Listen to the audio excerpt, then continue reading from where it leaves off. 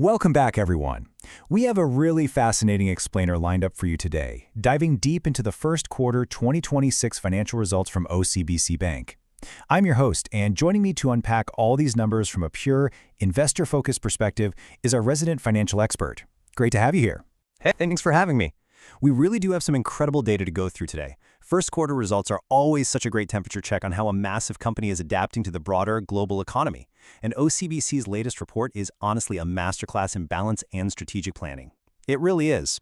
So if you're looking to understand exactly how major financial institutions navigate some pretty choppy economic waters, this explainer is going to give you a ton of insight. Let's jump right in. Okay, before we throw a bunch of heavy numbers at you, let's set the stage a bit. OCBC is absolutely not just a local player. They have this massive, highly diversified regional footprint. So when we evaluate their performance as investors, we aren't just looking at one city or a single market. We are analyzing a vast network that spans right across the major economies of Asia. Right, and that regional scale is exactly what makes their financial results so impactful. When you're operating at this kind of scale, every little breeze in the global economy, whether that's inflation, trade tensions, or central bank adjustments, it all hits your sales. Hit the nail on the head. And as we're going to see, having those different distinct revenue streams spread across a large footprint is exactly what shielded them this quarter. Which brings us to the core mystery of today's explainer. How exactly did the bank make record profits while interest rates dropped? It really highlights a classic banking contradiction. Normally, when global interest rates go down, a bank is going to make less money from the loans they issue. Yeah, that's essentially the golden rule of traditional banking. The gap between what they pay depositors and what they charge borrowers naturally shrinks. So an investor looking at a falling interest rate environment is obviously going to expect a bank's profits to take a significant hit. But OCBC completely flipped that expectation upside down this quarter. No way around it. They defied gravity here. So how exactly do you pull that off when interest rates are working against you? Well, you do it by posting an absolutely incredible net profit figure of $1.97 billion for just the first quarter of 2026 alone. And just to put that into perspective for everyone listening, that's not just a big number in a vacuum. That actually represents a solid 5% increase compared to the exact same time last year. Exactly. It's an incredibly strong start to the year. From an investor perspective, consistent profit growth is the gold standard, right? They didn't just hold the line, they grew their bottom line by 5%, which translates to an annualized earnings per share of $1.76. That's the kind of steady, reliable performance that builds serious long-term value. But to really appreciate how they hit that $1.97 billion, we have to look under the hood at the engines driving the ship. So let's move right into section 1, the headwinds, focusing on the interest rate challenge. To understand this, think of a bank as a massive airplane with two main engines. The first engine is traditional lending. That's taking in deposits and giving out loans like mortgages or business credit. Well, when global interest rates started to fall, the bank simply couldn't charge as much interest on those loans. And because of that, the revenue from this first engine actually shrank by 5% compared to last year, dropping down to $2.22 billion. Now, for an investor, seeing your primary engine lose 5% of its thrust sounds like a massive red flag. If your main source of income is shrinking, your overall profit should be shrinking too, right? That's the entirely logical assumption to make, and it tells us that if OCBC was only relying on this one lending engine, we would be having a very different, much more somber conversation right now. Fortunately for them, there is a second engine. That brings us to section 2, the turning point, where wealth and fees deliver. This perfectly illustrates the balance we were talking about earlier. While our struggling engine 1, the lending income, is down 5%, take a look at the other side. Fee and trading income is up an incredible 23%. This is the second engine just roaring to life. This non-lending income actually hit an all-time record high of $1.6 billion. It completely overpowered the drop they took in the lending business. It's incredible. From an investor standpoint, this is quite literally the textbook definition of a diversified franchise.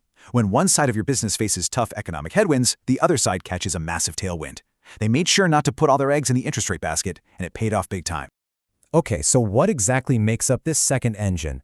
The absolute star of the show here is clearly wealth management, which shot up by a staggering 34%. Yeah, a 34% growth in a single year for a division of that size is just massive. For those who might not know, wealth management is essentially the bank charging fees to help affluent clients manage and invest their money.